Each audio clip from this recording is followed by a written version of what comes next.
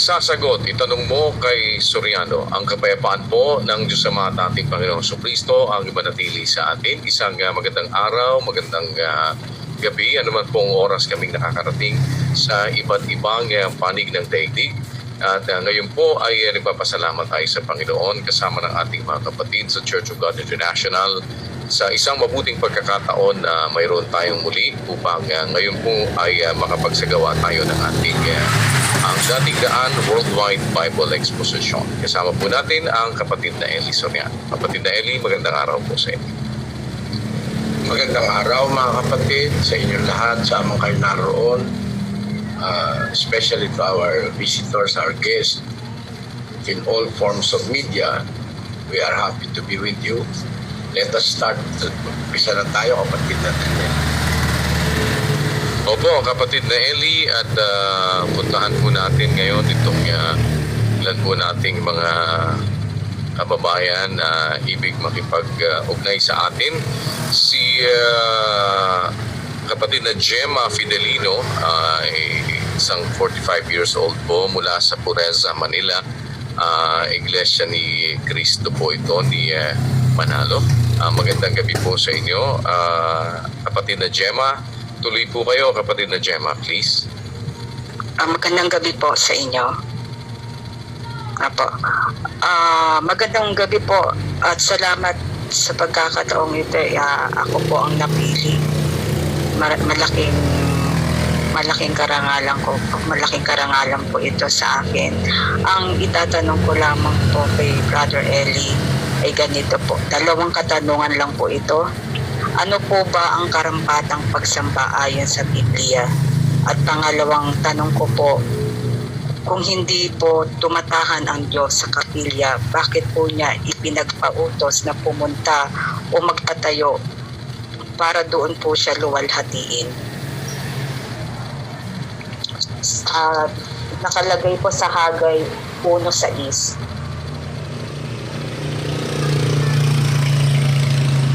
Maraming salamat, kapatid na Gemma.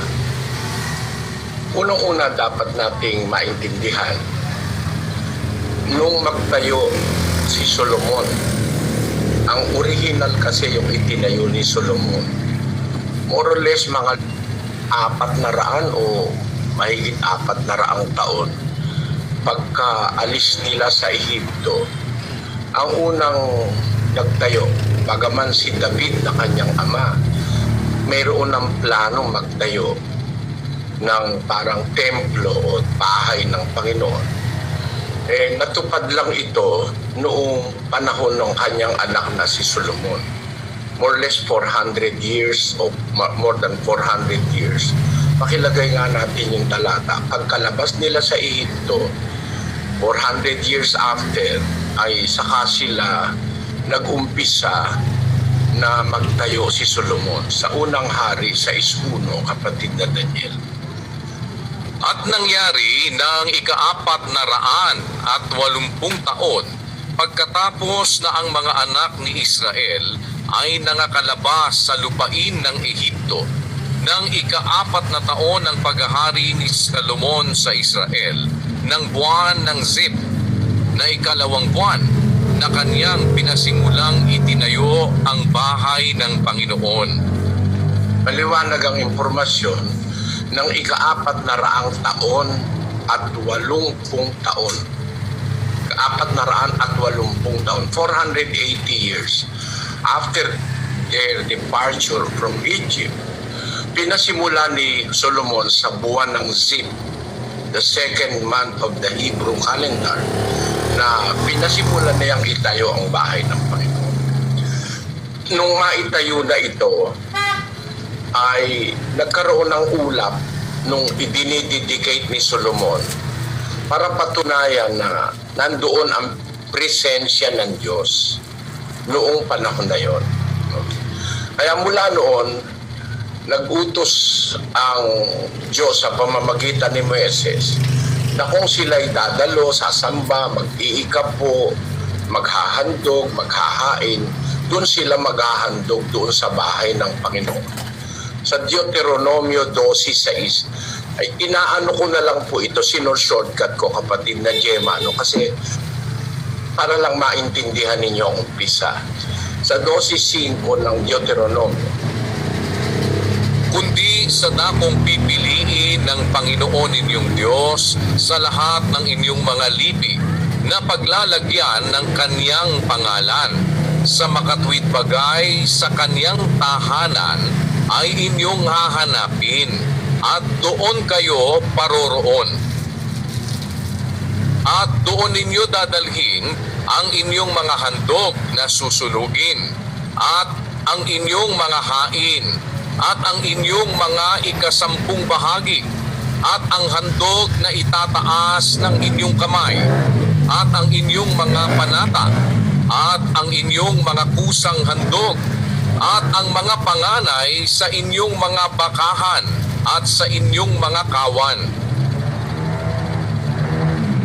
At doon kayo kakain sa harap ng Panginoon ninyong Diyos, at kayo'y mga gagalak sa lahat na kalagyan ng inyong kamay, kayo at ang inyong mga sangbahayan, kung saan ka pinagpala ng Panginoon mong Diyos. ayan, yan ang batas, kapatid. Yung dakong pinili ng Diyos kung saan ilalagay ang kanyang pangalan, yung kanyang templo o tahanan. Sabi ng salita, doon kayo pupunta, doon kayo magdadala ng ikapo, doon kayo magkakatipon, doon kayo maghahain, ang mga panata nyo, doon nyo dadalhin, etc. No? Sa madalit sabi, ito'y ang lugar ng Jerusalem. Kasi sa Jerusalem itinayo ni Solomon yung templo ng Panginoon. Maski pagka nananalangin sila, no, kung halimbawa nasa iba silang lugar, pag mananalangin sila, doon sila haharap sa direksyon ng templo. Kaya lang merong problema ron kasi merong mga lugar na malayo sa Jerusalem, sakop pa rin ng Israel. Kaya pagka magdadala sila ng ikapo, ang ikapo nila gulay, halimbawa. Ang gulay, 2 araw nasisira na kung minsan. Mag-iikapo sila halimbawa ng mga madaling masirang pagkain, bawa isda, masisira. Kaya ang sabi ng Diyos, yung ikapo nyo, gagawin ninyo, sasalapiin ninyo, inyong bebenta, dadalhin nila ang salapi, pupunta sila sa Jerusalem. Hindi masisira yung salapi, no? Basahin natin ang 14:24. At kung ang daan ay totoong mahaba sa ganang iyo, na anupat hindi mo madadala, sapagkat totoong malayo sa iyo ang dako na pipiliin ng Panginoon mong Diyos na paglalagyan ng kaniyang pangalan, pagka ikaw ay pagpapalain ng Panginoon mong Diyos, ay iyong ang sasalapiin at iyong itatali ang salapi sa iyong kamay at paroroon ka sa dakong pipiliin ng Panginoon mong Diyos. Ayon, gagawin mo, pagka malayo ka, halimbawa, nandun ka sa isang estado ng Israel na napakalayo sa Jerusalem, yung inani mong ikapo, mga gulay, mga kung ano-ano, dadalhin mo doon. Halimbawa, yung mga baka mo, nakakuha ka ng 100 galon ng gatas, yung ikapulong dapat mong ibigay sa saserdote, gagawin mo, masisira, sasalapiin mo, ibig sabihin ibebenta mo para makarating ka sa Jerusalem. Yun ang paraan ng araw, kapatid. No? Yun din yung bahay ng Diyos na sa pagdadaan ng maraming panahon, pinabayaan ng mga Israelita. Yung bahay pa naman na kung saan sila naghahandog, sumasamba, nananalangin, napabayaan ng Israelita, yun yung sinasabi sa aklat ng Hagay na sinabi mo, kapatid. Basahin natin ang Hagay, Kapitulo 1, versikulo 4. Panahon baga sa inyo na tumahan sa inyong mga nakikisamihang bahay, samantalang ang bahay na ito ay namamalaging wasak. Ngayon nga ay ganito ang sabi ng Panginoon ng mga hukbo, gunitain ninyo ang inyong mga lakad. Kayo'y nangaghasik ng marami at nagsisiani ng kaunti. Kayo'y nagsisikain, ngunit hindi kayo nagkaroon ng kahustuhan. Kayo'y nagsisiinom, ngunit hindi kayo nangapapatirang uhaw. Kayo'y nangananamit, ngunit walang mainit. At yaong kumikita ng mga pinag-arawan ay kumikita ng mga pinag-arawan upang ilagay sa supot na may mga butas. Ganito ang sabi ng Panginoon ng mga hukbo, gunitain ninyo ang inyong mga lakad.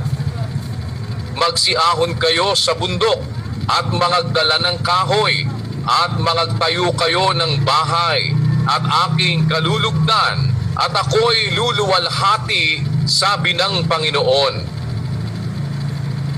Kayo'y nangaghintay ng marami at narito ang dumating ay kaunti at ng inyong dalhin sa bahay aking hinipan.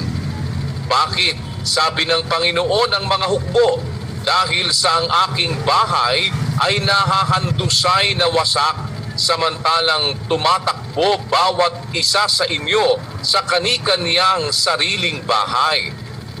Yan yung, kumbaga, hinanakit ng Panginoon sa mga Israelita.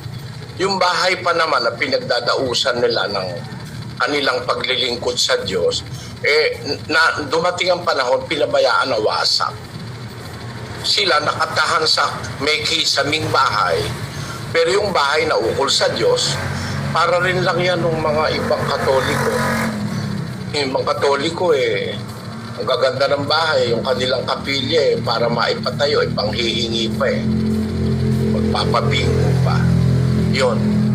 Pero alam mo kapatid na Gemma, no? Dumating ang panahon, yung bahay na yon sa Israel, bahay ng Diyos, templo ng Diyos, ay hinulaan ng Panginoon na mawawasak yun. Mawawasak yun. Sinabi doon sa aklat ng Mateo, sa Kapitulo 24, gusto ko lang kasi buuin sana maunawaan ng ibang nakikinig. Sa 24:15 ng Mateo, ito nakasulat. Kaya nga, pagkakita ninyo ng kasuklam-suklam na pagkasira na sinalita sa pamamagitan ng propeta Daniel na natatayo sa dakong banal, unawain ng bumabasa. Merong sinabi ang Panginoong Hesus na kasuklam-suklam na pagkasira. No? Parang abominable desolation, sabi sa English. Na ito sinabi ni propeta Daniel, natatayo sa dakong banal. Ang dakong banal, yun nga yung templo. Unawain ang wika ng bumabasa, sabi ng Panginoon Kristo. Ano yung kasuklam-suklam na pagkasirang natatayo sa dakong banal na hinuhulaan ni propeta Daniel? Yan po yung pagkawasak ng templo, yung pagkawasak ng dakong banal sa Jerusalem. Kaya makikita natin ito isang bagay na hindi permanente kasi literal yan Literal yan Pinagpauna nga ni Kristo na yan ay mawawasak. At pagka nawasak, walang batong maiiwan sa ibabaw ng kapwa bato na hindi mapapagsak. Sa 24:1 at 2. At lumabas si Jesus sa templo at payaon sa kaniyang lakad, at nagsilapit sa kaniya ang kaniyang mga alagad upang sa kaniya'y ipamalas ang mga gusali ng templo. Datapwat siya'y sumagot at sa kanila'y sinabi, hindi ba ganinyo nakikita ang lahat ng mga bagay na ito? Katotohanang sinasabi ko sa inyo, dito'y walang maiiwang isang bato sa ibabaw ng ibang bato na hindi ibabagsak. Ayun.